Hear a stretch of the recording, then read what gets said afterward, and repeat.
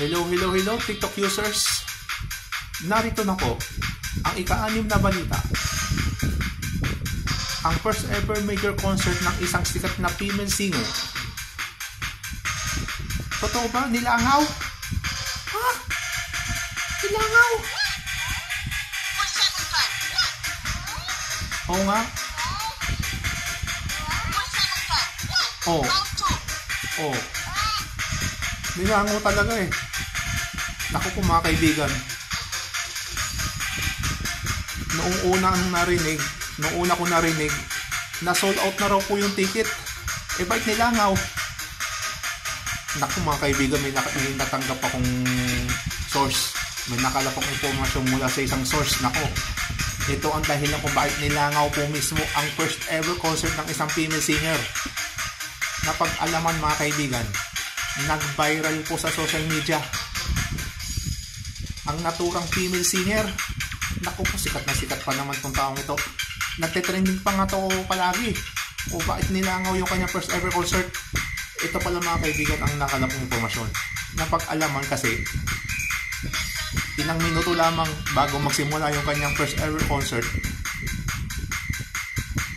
Alam nyo kung anong ginawa niya? Kaya pala nilangaw yung kanyang first ever concert. Nag-trash talk. Patay. Ayun. Nag-trash talk. Ayun.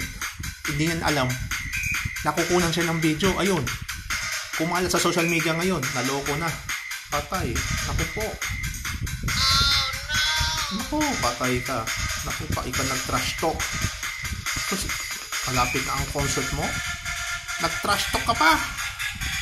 Grabe ka. Ang sakit nun. Ayan. Paano nilalangawin eh? Nag-trash talk kasi. Oh. Ayan.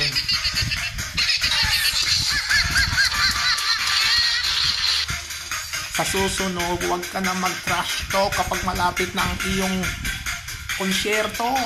Ilang minuto na lang eh. Sold out pa naman yung iyong ticket. Naku po.